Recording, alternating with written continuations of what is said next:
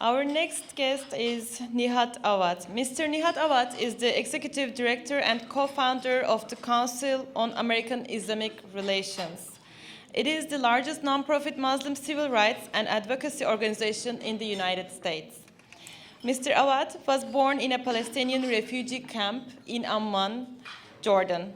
After high school, he moved to Italy and then to the US, where he studied civil engineering at the University of Minnesota. Awad subsequently worked at the University of Minnesota Medical Center. He is now a highly sought-after spokesman and educator on Islam-related issues in the United States. Please join me in welcoming Mr. Nihad Awad to the podium.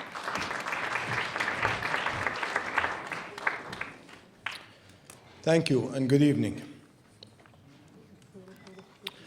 First of all, I'm honored to be in a company of scholars, ambassadors, and also Mr. Enver Yucel for hosting an important evening, not only on the crisis of Syrian refugees, but really our role as human beings.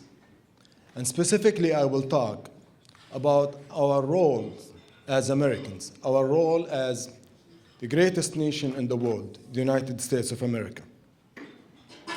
Let me start first by quoting a famous poet, Emma Lazarus.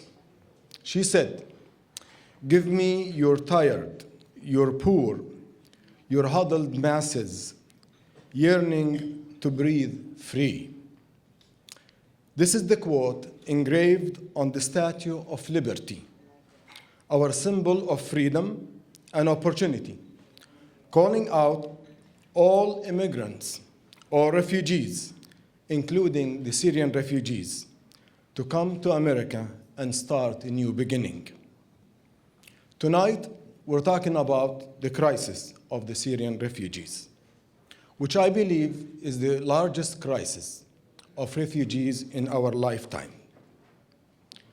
There are millions of Syrian refugees around the world, many displaced in Syria, and more than 300,000 people who have been killed, and many more that have been injured. 2.7 million of them have been hosted, cared for, and protected in Turkey. And here, let me say loudly that we are proud of the Turkish government and Turkish people for hosting, protecting, and caring for the largest segment of the Syrian refugees in the world. And we should learn from the Turkish model.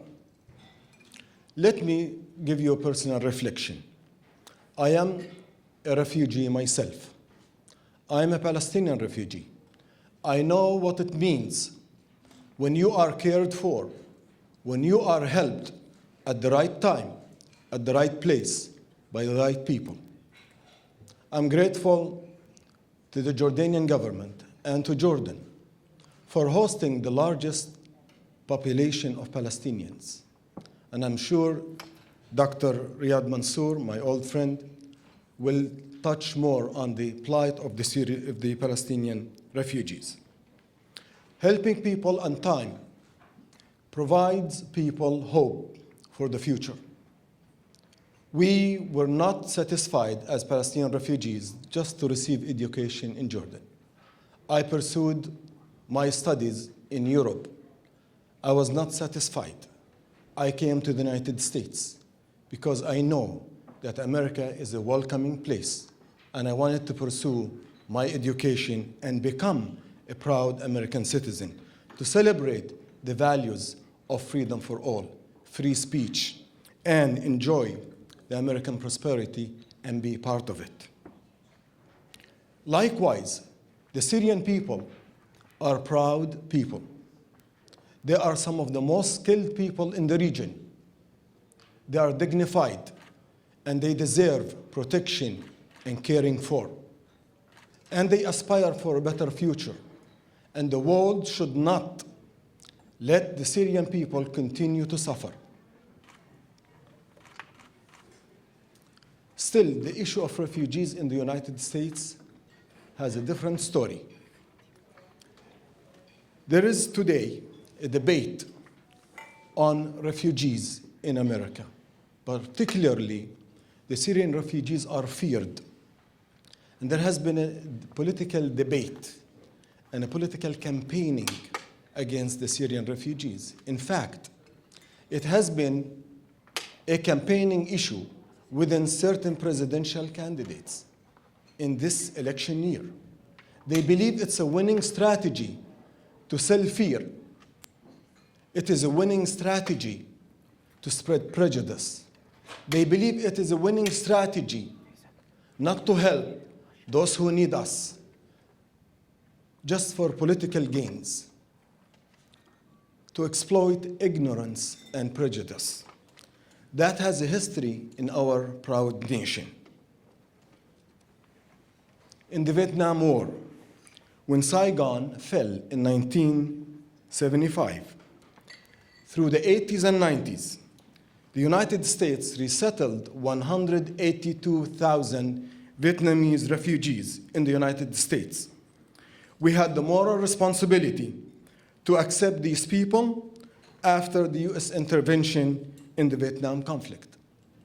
In 2007, the US has accepted 130,000 Iraqi refugees in America. But today, the debate where we have more Syrian refugees in the world, our government is debating not to take more than 10,000 refugees. Why? Is it because the Syrian refugees are mainly Muslim? Let's see. Canada, our neighbor, announced that they will host 25,000 Syrian refugees for the next 6 months. Since November, 14,000 have arrived in Canada. Let's talk about prejudice.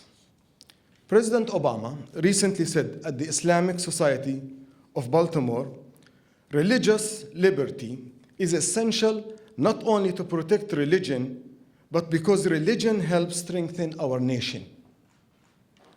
Religious freedom and free speech have been enshrined in our Constitution and our values as Americans. We are a nation who's warm and welcoming to the others. However, because of the Syrian refugee main identity, Muslim, you started to hear the prejudice. Jeb Bush suggested that America should only focus on Christian refugees from Syria.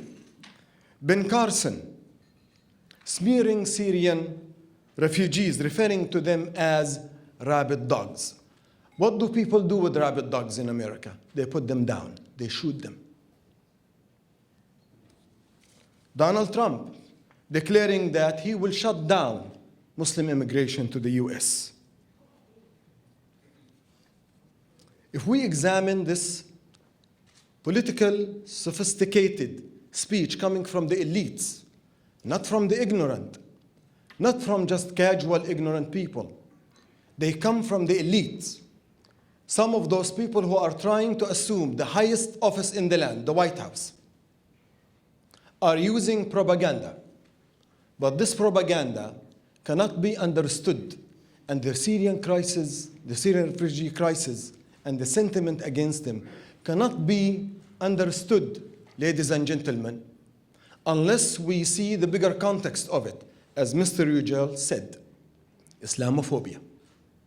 Islamophobia is the backdrop where this political discourse is taking place. Islamophobia in America is a major industry. Fear sells very well in America. CAIR, Georgetown, UC Berkeley, and several reputable institutions have researched the phenomenon of Islamophobia. And they discovered a major network of institutions who work full-time to conflate Islam with terrorism. Attempts to silence and smear American Muslim voices. In our research, we have shown that there are 37 full-time institutions working to silence the voices of American Muslims. They had access, according to IR's documents, from the year 2008 to 2011, more than $119 million. That is a profitable industry. And that's why it is a winning strategy by politicians. Donald Trump, again, he does not want to build a wall with Mexico. He wants to cut bridges with the Muslim world. And he believes that he will win the White House by using fear. Unfortunately, several members of our society, including members of Congress, worked on passing a misleadingly titled Congressional Safe Act. They misleaded the public by passing a legislation that's called Safe Act, that's mainly targeting Syrian refugees because they're Muslim. In the past, there was the Chinese Exclusion Act in 1882. So this is not new. Many legislative attempts have been there and put in place to prevent people from coming to the United States, not because of their crimes, but because of their ethnicity. Unfortunately, they prevented people from coming. After World War II, our government, out of fear, prevented Jews, European Jews, from coming to the United States because they were suspected of being spies for Nazi Germany. Does it sound familiar? They do not want Syrian refugees to come to the US because they suspect that they could be members of ISIS. Fear is destructive. It deprives generations of hope.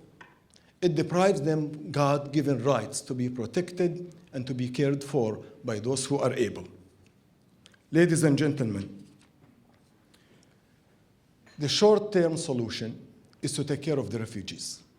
And I believe, as Americans, I urge my government to open its arms and open its minds and strengthen the tradition of America being a generous and open society to all those who need it. And this is the right way to do it. It might be conveniently or not politically correct in the minds of some, but historically, it is a moral question, and we should not repeat the lessons of the past. The long-term solution, I believe, is our government should work with our allies in the region to establish a safe zone so that Syrian people will stay in their homeland and they will be cared for. Thank you.